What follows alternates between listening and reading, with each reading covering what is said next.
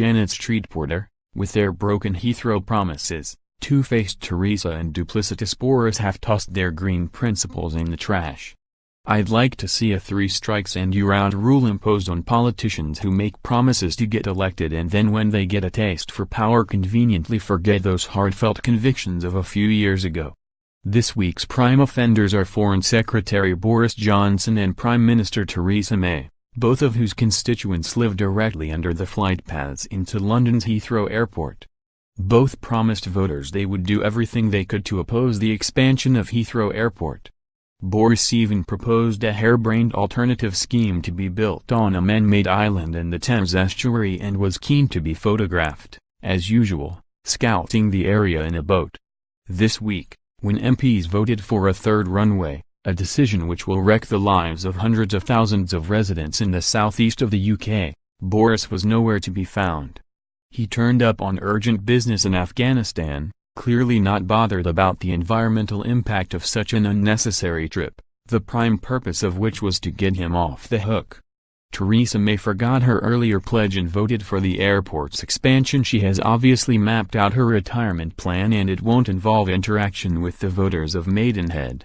At least Greg Hands, the MP for Kensington and Chelsea, kept his word and stood down from his job to vote against airport expansion. Nothing makes me more angry than two-faced duplicity. Leave aside the broken promises, what about our very elastic green policies? We are asked to stop using plastic bags, to recycle everything from the dog's uneaten dinner to every shred of paper, cramming it into a series of multicolored plastic smelly bins which sit outside our homes, turning every street in the UK into an unattractive eyesore. Once we had front gardens, now we have bin parking lots. We willingly volunteer to pick up litter and clean up beaches on the weekend, as council cutbacks mean there's no alternative.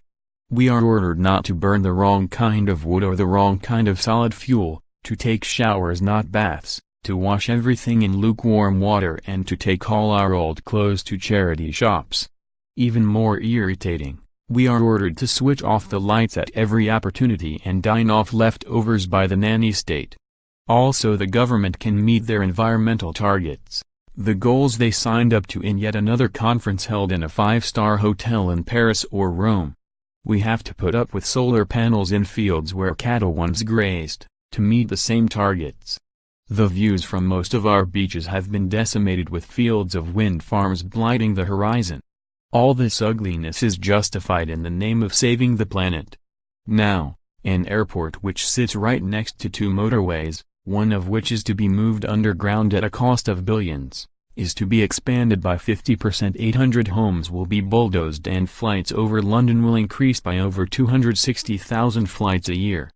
The cost of all this is to be borne by the company which owns the airport, which means that travelers will pay more for their flights, as Heathrow already charges airlines some of the highest fees in the world.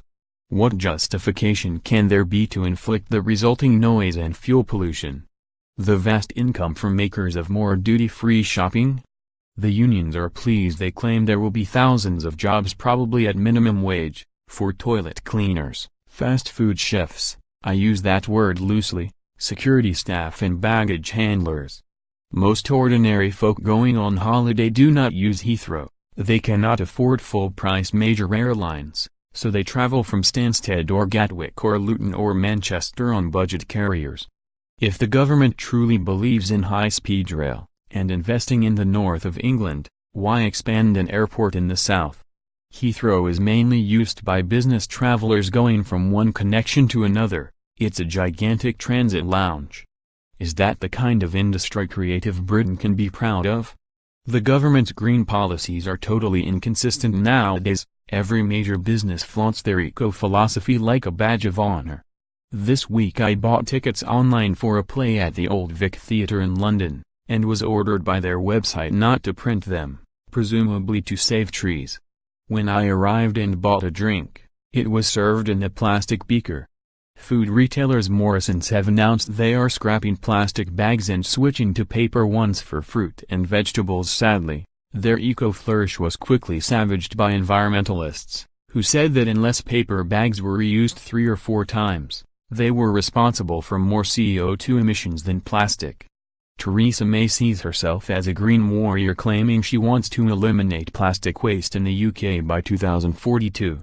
What a shame the Prime Minister has voted to expand somewhere that consumes vast amounts of fuel, sells fast food by the ton, creates unspeakable noise and flogs unwanted over-packaged gifts by the lorry load that place is called Heathrow Airport.